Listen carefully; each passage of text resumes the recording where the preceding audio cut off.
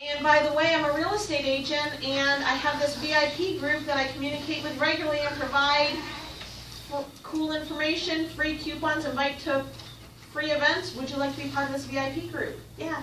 And by the way, if you do happen to know of anybody, would you be willing to refer me as a real estate agent of choice? Yes. And who do you know right now that I could help? No one. And listen, as I said, I'm going to continue to communicate with you so I can be a resource for you in the future. I'm so thankful for the support that you've given me today. I just added someone to my database. How often would you send out these coupons? Well, the direct mails are 12, okay, yep, okay. And that's just to your people that you know? Correct, in my database, okay. All right, so what I want to share with you now, yes? I had a question when we were doing the organization, and you had the direct mail under there, and you said do a handwritten note and follow up with a phone call. Is that? No, it's the other way around. Phone call and it's followed up with a handwritten note. So as you're starting out as a new agent, anytime you make a phone call, you should follow up with a handwritten note. Okay. And that's just to complete the 33 touch. And to build your business, yes. Right. Yeah, yes.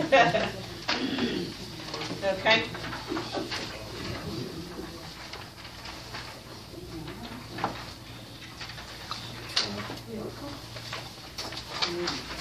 Teach in middle school again. Thanks. Can I have one? I'll have this one memorized. All right, so here are some of the ideas that, and you've got a lot of them. The direct mails. So this is what goes in the mail. A holiday card. 4 handwritten notes every time you talk with them, or 6. Invitations to in-person events. Like honestly, if you call them 6 times a year and have 3 in-person events, that's 9 direct mails right there. 3 invitations, 6 handwritten notes, 1 holiday card, you're at 10. Okay? Like it's so easy. Market statistics. I have buyer letters. This is one of my favorite mails or emails. It's from Bold, if anybody's taking Bold. I have buyers that are looking for the following properties that have not yet found their home of choice. Who do you know that lives in one of these areas that may be interested in selling their home? My buyers who are searching love it. They call me and say, thank you so much. You're working harder than any other real estate agents ever worked for me to help me find my dream home. You're welcome. I just sent out a mailing, but you're welcome. You know, like, right? Okay. Discounts to a service provider. You could do a birthday or an anniversary or a random holiday card. Just be careful with the logistics around the birthday and anniversary, as I talked about. The 4 to 6 phone calls a year. A holiday phone call. Invite them to an in-person event. You can send them an email invite, a direct mail invite, and a phone call invite. In-person events are the easiest thing. I sometimes plan in-person events just so I can make a phone call. I'm not joking. Like that's what I do. Buyer can't find a home. This is similar to the I have buyers. This is my database call right now. Okay, so what I'm doing right now, and it's, hey, this is Laura Strunk. I'm calling because I have a buyer who is looking for a single-family home in Catonsville, Ellicott City, or Elkridge, and we've actually gotten their home sold and are settling this week, and they have not yet found a home of choice. And for the first time in 12 years, I may have a client that's homeless, and I'm determined not to let that happen. So who do you know that owns a home that may be interested in selling? They are going to be writing on a contract on a property that we found this way for them. How loyal do you think that buyer is going to be? Because I know we made some phone calls to them and helped them find a home that wasn't even on the market. They're going out today to look at it a second time. Okay? That's a great call. Gratitude call, we talked about that. Discount, the phone call, discount from the service provider, and your gold phone call, the one that I already told you about. In-person events. The ones that are free are number 2, 3, 4, and 5. So the majority of the free ones are, or the majority of the ones are free, 2, 3, 4, and 5. Get a professional organizer to come in and how to organize your basement or how to organize your closets. A landscaper, how to improve your curb appeal. An interior designer, how to pick out paint colors. And you go to the interior designer and you say, listen, you're going to be in front of 450 people of my database. They're all going to get invitations. And you get to share your knowledge on a limited basis with them and be in front of all of them and take up potential business. Because like, why does Home Depot do those little things on the weekend where you learn how to grow the thing? Because they know 90% of the people that come to learn how to grow will never grow themselves.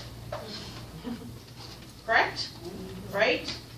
Okay, and they're gonna need to buy the grub. So same thing with this. And if you can't have, if an interior designer doesn't understand the opportunity and you can't show them that opportunity quickly, because they should be able to pick that up quickly, then you need to find an interior designer that is higher minded and sees the opportunity. Okay, home buyer seminar. There's actually one already prepared for you in Keller Williams. KW.com, just type in the search field. Once you log in, home buyer seminar. Same thing with seller seminar, same thing with investment seminar. Okay? What kind of turnout ratio do you get at your in-person events? For the seminars, if I'm just marketing to my database, which is around 500 people, I typically get around 12 people in the seminar. Not a great rate of return on the in-person events. Honestly, The point is to have the point is to be able to communicate about it and add value. And like the last investment seminar, I picked up 3 investors out of the 12 people that were in the room. I'm okay with that ratio.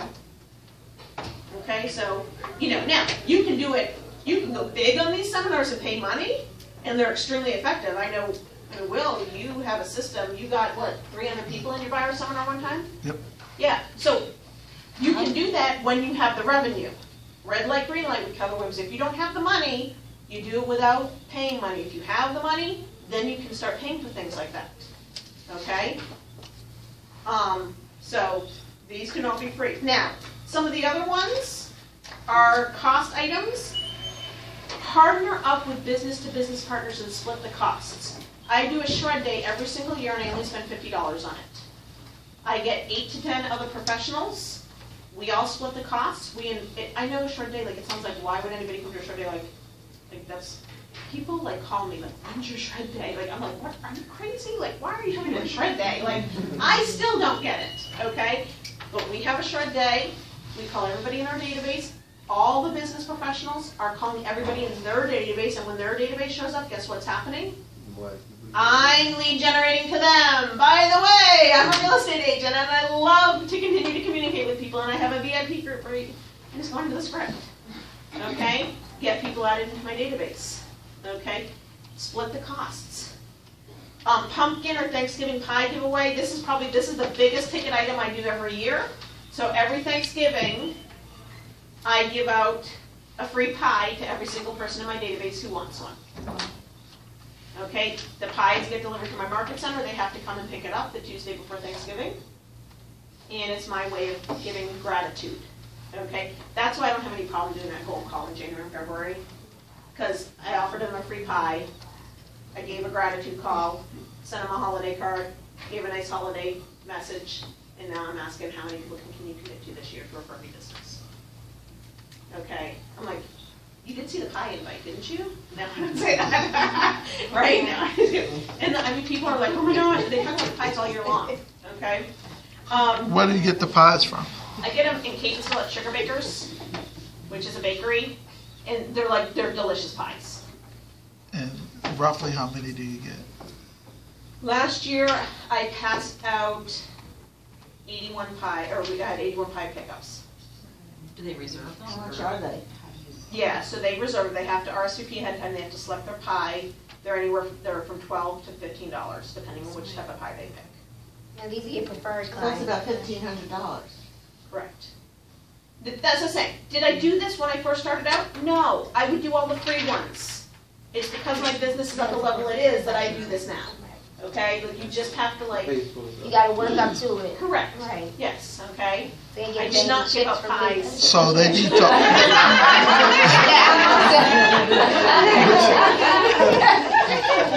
They need to RSVP by when? I don't know, the week before. Or we have a deadline from the bakery, so then that depends. We usually do RSVP whenever the bakery tells us their deadline is, and we do a few. Right, days because before that. everybody here is gonna call sugar bakers, so they No, just want to know what time. Everybody in our market center does this. They deliver over 700 pies to our market center the Tuesday before Thanksgiving. Wow. Yeah. So I guess we need to call India then, because Yeah, India yeah. cook Call me. pies. I'll go right to Sam's, get you a whole bag. So, and then every year you will have people who don't pick up the pies. My suggestion is what I do is I go to the fire stations on Thanksgiving and police stations and drop them off. So I just told them, and then I just drop them off, and then I lead generate them while I'm there. Like, great, so, movie morning, you can rent out a movie theater and invite people in, and You work out today, right? work up to that. I started with the free events, start with those first, and then you can work up. Yeah, absolutely, okay?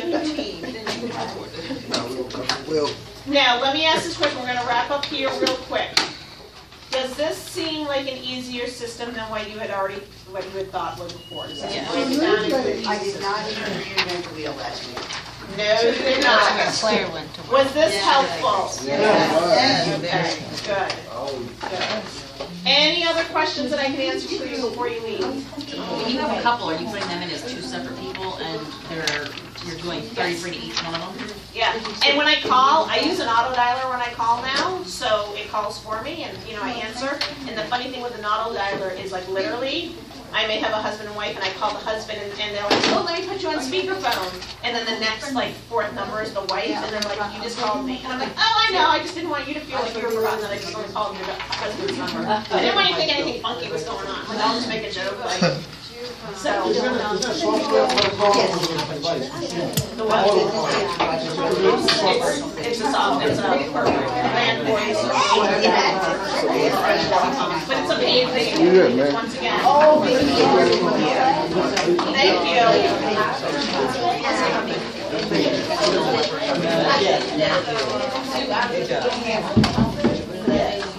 How's the news going? You got a contract?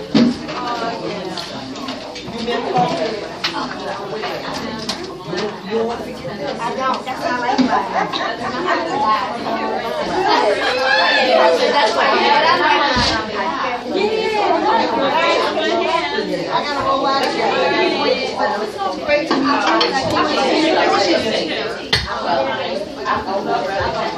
Me too. No.